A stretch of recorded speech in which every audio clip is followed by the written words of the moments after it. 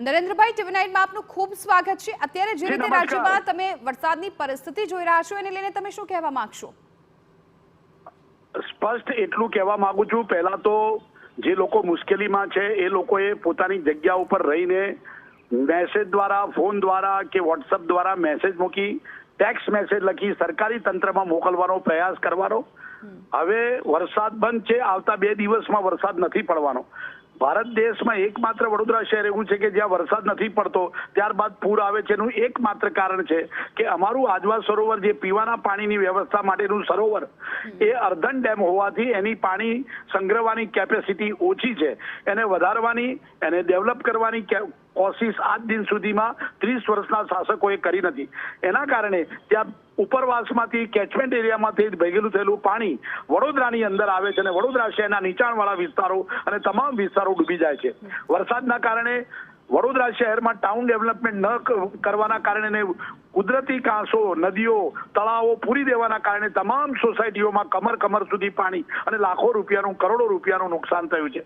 વાત એ છે કે અત્યારે 12 વાગે કોર્પોરેશનના સત્તાધીશો દ્વારા આજવા સરોવરના દરવાજા સરકારની પરમિશન પ્રમાણે, એટલે કે અમારી સરકારી રૂલ બુક છે કે 211.86 સુધી જ પાણી ભરી શકાય, એની ઉપરનું 214, 215 સુધીનું પાણી આવતું હોય તેને છોડી દેવાનું હોય, કારણ કે તે અર્ધન ડેમ, માટીનો બનાવેલો ડેમ તૂટી શકે એમ છે। એટલે આનું કોઈ રિસ્ક લેતું નથી, પરંતુ તેમ છતાં આ લોકોએ અત્યારે સરકારમાંથી પરમિશન લઈને 12 કલાક પહેલા દરવાજા બંધ કર્યા છે।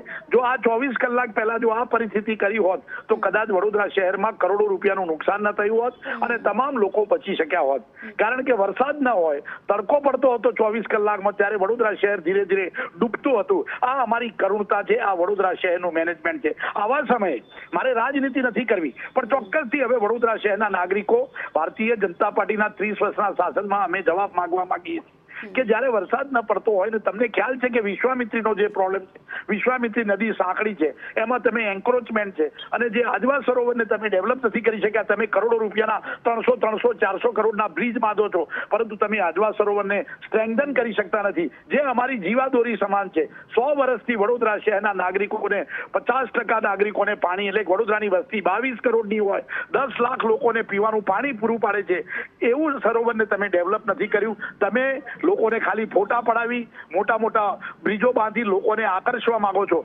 પરંતુ આ પહેલી વાર નથી થયું। મેડમ, હું આપના TV9 ના માધ્યમથી સમગ્ર ગુજરાતની પ્રજાને કહેવા માંગુ છું, છેલ્લા 30 વર્ષની અંદર આ 10મી વખત ડૂબ્યા હઈશું, 10મી વખત લોકોના ઘરમાં પાણી ગયું છે, એની એ જ પરિસ્થિતિ છે।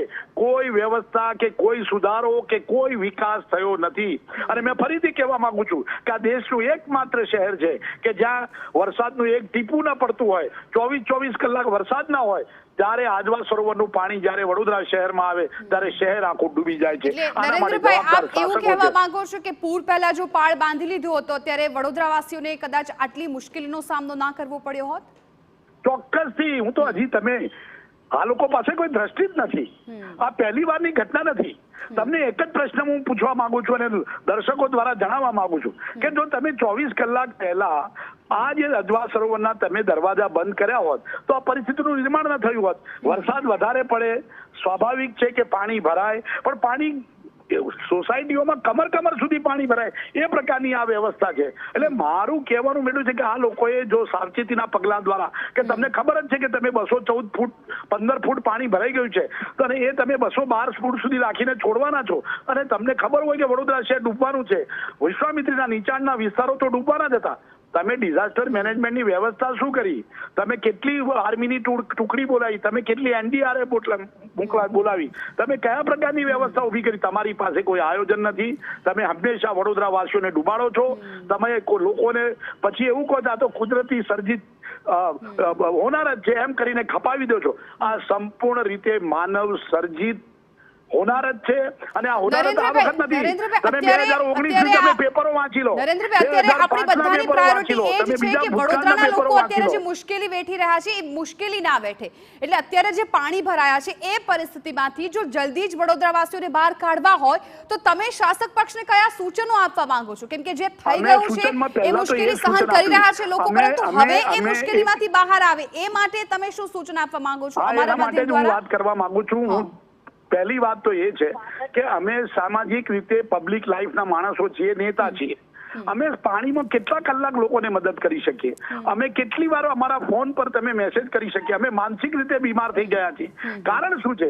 સરકારે કોઈ એવા નંબર ડિક્લેર નથી કર્યા કે આ 5 નંબર છે જે તેના ઉપર લોકોના મેસેજ આવે, જેને સિંક્રોનાઇઝ કરી એ લોકો વ્યવસ્થા ઊભી કરે. કલેક્ટર, કમિશનર 100 નંબર પર તમે પોલીસ કંટ્રોલમાં ફોન કરો, 101માં તમે ફાયર બ્રિગેડમાં ફોન કરો, કોઈ ફોન ઉઠાવતું જ નથી. કહેવાનો મતલબ અહીંયા તંત્રે આ વ્યવસ્થા તાત્કાલિક ઊભી કરવી જોઈએ, જેથી લોકો જે ફસાયેલા છે એ લોકો ત્યાં રિક્વેસ્ટ કરે ને પછી સરકાર એને વ્યવસ્થા ઊભી કરે. આ પ્રકારનું જે રીતે કેયુર રોકડિયાનું પણ નિવેદન સામે આવ્યું છે, એમણે પણ સરકાર પાસે ટુકડીઓની માંગ તો કરી જ છે કે વધારે ટુકડીઓની વડોદરામાં જરૂર છે, કે પરિસ્થિતિ ખરાબ છે. તમને પાણી છોડતા હોય તમારા ઘરને, અમે ડૂબાડવા જઈ રહ્યા છીએ, તમને ખબર છે 24 કલાકમાં પરિસ્થિતિ ગંભીર બનવાની છે. જ્યારે ડૂબી જાય એના પછી તમે અત્યારે જાગો છો. તમે સત્તામાં બેઠા હોય તો જે દિવસે તમે પાણી છોડતા હતા એ સમયે તમારે કરવાની જરૂર હતી. તમે આ કયા સમયે કરી રહ્યા છો? આ ખરેખર ખૂબ ગંભીર બાબત છે. અભણ છે શાસકો, અણઘડ છે, કોઈ વિઝન અને દ્રષ્ટિ વગરના છે. અત્યારે તો થોડીક શાંતિ થઈ શકે એમ છે, પરંતુ હજી આજવા સરોવરમાં તો 214 ફૂટ પાણી ભરેલું છે, એને રોકેલું છે. 211.82 સુધી, એટલે 2 ફૂટ પાણી ત્યાંથી છોડશે ત્યારે ફરીથી નીચાણવાળા વિસ્તારો ડૂબવાના છે. આ તો અત્યારે ભરાયેલું પાણીમાં રાહત મળી શકે. નિર્ણય એ પ્રકારે લેવાનો હતો. નરેન્દ્રભાઈ, અત્યારે તમારી જે પ્રજા પ્રત્યેની ચિંતા છે દેખાઈ રહી છે, પણ તમે જેમ કહ્યું કે આટલા વર્ષોમાં આવું 10 વખત થઈ ગયું છે, 10 આવા પૂર આવ્યા છે, તો કદાચ પહેલી વખત જ જો તમે આ ચિંતા દર્શાવી હોત તો આજે કદાચ સુધાર આવ્યો હોત.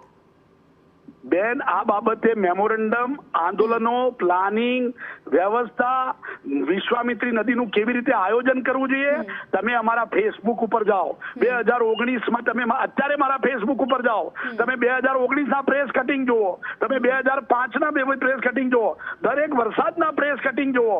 અમે આંદોલનો કરી, મેમોરેન્ડમ આપી. તમે વાંચશો તો ગાણે. અમે એન્જિનિયરો છીએ. મારા વાઇફ અમી રાવત વિરોધ પક્ષના નેતા તરીકે વડોદરા મ્યુનિસિપલ કોર્પોરેશન વડોદરાના એન્વાયરમેન્ટ વહુ વિશ્વામિત્રી પ્રોજેક્ટ એમને મદદરૂપ લખ્યો છે.